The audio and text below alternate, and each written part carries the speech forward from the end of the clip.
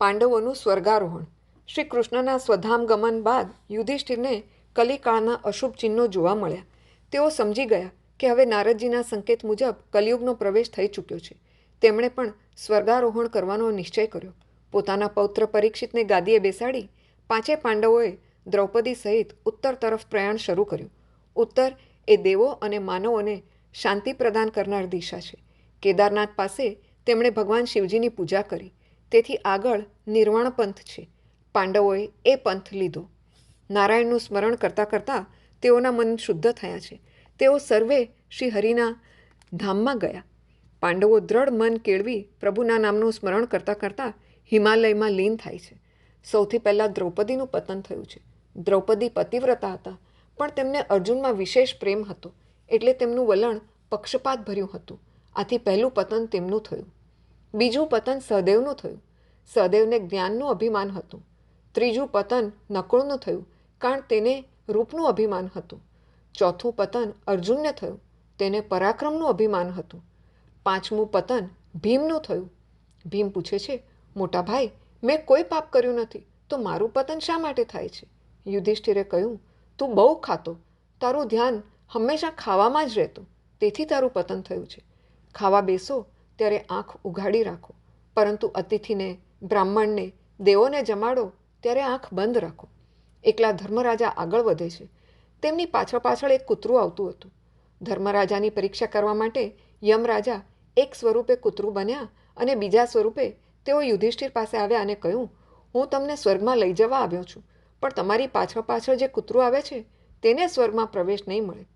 ધર્મરાજા કહે, આપની વાત સાચી છે, પણ તે કૂતરું મારી પાછળ પાછળ આવ્યું છે, તેને મારાથી કેમ ત્યજાય? એટલે હું તે કૂતરાને ત્યજીને સ્વર્ગમાં આવવા માગતો નથી. વળી જે 100 પગલાં સાથે ચાલે તેને સંત પુરુષો પોતાના સંબંધી માને છે. કૂતરામાંથી યમરાજ પ્રગટ થયા. ધર્મરાજા સદેહે સ્વર્ગે સિધાવ્યા. તુકારામ પણ સૌને રામ રામ કરી સદેહે સ્વર્ગે ગયા છે. મીરાબાઈ તો સદેહે દ્વારિકાધીશમાં સમાઈ ગયા છે. દ્વારિકાનાથ મીરાબાઈને છાતી સરસા ચાંપી દે છે. કૃષ્ણ ભક્તિથી તેમનું શરીર એવું દિવ્ય બન્યું કે સશરીરે કૃષ્ણમાં લીન થયા. આત્મા સાથે પરમાત્માનું મિલન તો થાય, પણ કૃષ્ણ પ્રેમને લીધે જડ શરીર પણ ચેતન બને છે. પાંડવો પ્રભુના ધામમાં ગયા છે. પાંડવોનું મરણ સુધર્યું, કારણ કે પાંડવોએ જીવનમાં ધર્મ છોડ્યો નથી. ધન કરતાં ધર્મ શ્રેષ્ઠ છે. ધન આ લોકમાં થોડું સુખ આપે છે, ઘણીવાર ધન દુઃખ પણ આપે છે, જ્યારે ધર્મ તો મર્યા પછી પણ સાથે આવે છે. આલોક અને પરલોક બંને સુધારે છે. ધર્મ એ પિતા છે, ધર્મ એ માતા છે. પત્નીની પસંદગી કરવાની હોય, પણ માની પસંદગી ન કરાય. ધર્મ બદલી ન શકાય. વર્ણાશ્રમ ધર્મનું પાલન કરવાથી આચાર શુદ્ધ બને છે. દરેક જીવમાત્રમાં પરમાત્માનો વાસ છે, પણ દરેકનું શરીર જુદું છે, કર્મ જુદું છે. તેથી દરેકના ઘરનું પાણી પીવું કે દરેક સાથે ભોજન લેવું યોગ્ય નથી. એકાદશીના દિવસે ઉપવાસ કરવો એ ધર્મ છે, પરંતુ તે આપણે માનતા નથી. ડૉક્ટર કહે ટાઇફોઇડ થયો છે ને 21 દિવસ સુધી અનાજ ખાવું નહીં, ત્યારે આપણે ડૉક્ટરનું કહેલું માનીએ છીએ. જે જીવ પાપી છે તેના મનમાં અને જે શાસ્ત્રની મર્યાદા તોડે છે તેના ઘરમાં કલી પ્રથમ આવે છે. જો તમારો આચાર વિચાર શુદ્ધ હોય તો કલી તમારા ઘરમાં પ્રવેશી શકશે નહીં. પરીક્ષિતને શાપ અને શુકદેવજીનું આગમન. એક દિવસ રાજા પરીક્ષિત દિગ્વિજય કરી સરસ્વતી નદીને કિનારે આવ્યા. ત્યાં ગાય અને બળદને એક કાળો પુરુષ લાકડી વડે મારતો હતો. ધર્મ એ બળદ અને ગાય એ પૃથ્વીનું સ્વરૂપ છે. ગાયની આંખમાંથી અશ્રુઓ સરી રહ્યા હતા. ધર્મરૂપ બળદ તેને દુઃખનું કારણ પૂછે છે. ત્યારે ગાયરૂપી પૃથ્વી કહે છે કે શ્રી કૃષ્ણે આ પૃથ્વી ઉપરથી લીલા સંકેલી લીધી, એટલે આ સંસાર પાપમય કલિયુગની કુદ્રષ્ટિનો શિકાર બની ગયો છે. ધર્મની મર્યાદાનું બરાબર પાલન કરશો તો જ્ઞાન આપોઆપ પ્રગટ થશે.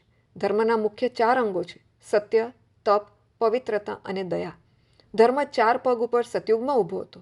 પછી ધર્મ 3 પગ ઉપર ટકી રહ્યો, એટલે તે યુગનું નામ ત્રેતાયુગ પડ્યું.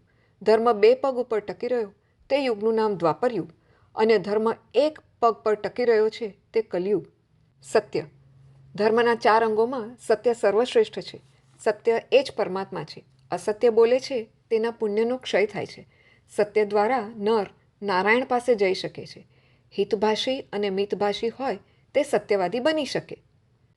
તપ. દુઃખ સહન કરી પરમાત્માની આરાધના કરો એ તપ છે. લૂલી માગે તે લૂલીને આપશો નહીં. થોડું સહન કરો, રોજ થોડી તપશ્ચર્યા કરો, કષ્ટ ભોગવવું, વિધિપૂર્વક ઉપવાસ કરવો, વાણી અને વર્તનમાં સંયમ રાખવો, દુઃખ સહન કરવું, આ બધા તપ જ છે. પવિત્રતા. કલયુગમાં પવિત્રતા રહી નથી. શરીર શુદ્ધિ સાથે મન શુદ્ધિ જરૂરી છે. કપડાને પડેલો ડાઘો જશે, પણ કાળજાને પડેલો ડાઘ જશે નહીં. જીવાત્મા આ સંસારનું બંધન છોડીને જાય છે, પણ મનને સાથે લઈને જાય છે. લોકો દરેક વસ્તુની અતિશય કાળજી રાખે છે, પણ મર્યા પછી જે સાથે આવવાનું છે એ મનની કાળજી રાખતા નથી. હવે કાળજી રાખો કે તમારું મન બગડે નહીં. દયા. ધર્મનું ચોથું અંગ દયા છે. સર્વ પ્રત્યે સહાનુભૂતિ અને ભલી લાગણી દર્શાવવી એ દયા છે. શ્રુતિ એમ કહે છે કે જે કેવળ પોતાના માટે રાંધીને ખાય એ અન્ન નહીં પણ પાપ ખાય છે. ધર્મના 4 ચરણોમાં સત્ય સર્વોપરી છે. મહાભારતમાં સત્યદેવ રાજાની કથા આવે છે. એક દિવસ રાજા સત્યદેવ પ્રાતઃકાળે ઉઠ્યા. તેણે પોતાના ઘરમાંથી એક સુંદર સ્ત્રીને બહાર જતી જોઈ. રાજા આશ્ચર્ય પામીને પેલી સ્ત્રીને પૂછે છે, તમે કોણ છો? સ્ત્રી બોલી, હું લક્ષ્મી છું. હું હવે તમારા ઘરમાંથી જાઉં છું. રાજાએ કહ્યું, ભલે, આપ જઈ શકો છો. થોડી વાર બાદ ઘરમાંથી એક સુંદર પુરુષ નીકળ્યો. રાજાએ પૂછ્યું, તમે કોણ? તેણે કહ્યું, હું દાન છું. અહીંથી લક્ષ્મી ગઈ એટલે મારું શું કામ? હું પણ જાઉં છું. રાજાએ કહ્યું, ભલે. થોડી વારમાં ઘરમાંથી એક ત્રીજો પુરુષ બહાર નીકળ્યો. તેણે કહ્યું, હું સદાચાર છું. તમારે ત્યાંથી લક્ષ્મી અને દાન ગયા છે, હવે હું પણ જાઉં છું. રાજાએ કહ્યું, ભલે. થોડી વાર બાદ ચોથો પુરુષ બહાર નીકળ્યો. રાજાએ પૂછ્યું, તમે? તેણે કહ્યું, હું યશ છું. લક્ષ્મી, દાન, સદાચાર બધા ગયા, હવે હું રહીને શું કરીશ? રાજાએ તેને પણ જવાની રજા આપી. ત્યારબાદ એક સુંદર યુવાન પુરુષ બહાર નીકળ્યો. રાજાએ પૂછ્યું, તમે કોણ છો? તેણે કહ્યું, હું સત્ય છું. તમારા ઘરમાંથી લક્ષ્મી, યશ, દાન અને સદાચાર ગયા, તો હવે હું પણ તેમની સાથે જઈશ. રાજાએ કહ્યું, એ બધા ભલે ગયા, પણ તમને હું નહીં જવા દઉં. તમે જાઓ તો મારું સર્વસ્વ જાય. સત્ય રહી ગયું. સત્યના રહી જવાથી લક્ષ્મી, દાન, સદાચાર, દયા, યશ બધા પાછા ફર્યા. એ સત્ય સાથે રહેવા ઈચ્છતા હતા. સત્ય વગર કીર્તિ, સદાચાર, દાન, લક્ષ્મી શા કામના? જો સત્યને વળગી રહેશો તો બધા આપોઆપ પાછા આવી જશે. લક્ષ્મી ચંચળ છે. તે અમુક પેઢી સુધી જ સાથે રહે છે, પછી તો એ ચાલી જવાની. જીવનમાં લક્ષ્મી, દાન, સદાચાર, યશ ભલે ન હોય, પણ સત્ય તો હોવું જ જોઈએ. સુજી કહે છે, સત્ય, તપ, દયા, પવિત્રતા એ ધર્મના 4 અંગો છે. આ 4 તત્વો ભેગા મળીને ધર્મ સ્થિર થાય છે. જેનામાં આ 4 તત્વો પરિપૂર્ણ હોય તે ધર્મી છે. ત્રેતાયુગમાં સત્ય ગયું. દ્વાપરમાં સત્ય અને તપ બંને ગયા. કલયુગમાં સત્ય, તપ, દયા અને પવિત્રતા ગયા. કલયુગમાં એક દાન જ રહ્યું છે. દાનમ એકમ કલિયુગે. કલયુગમાં દયાદાન ઉપર એક પગ પર ધર્મ ટકેલો છે.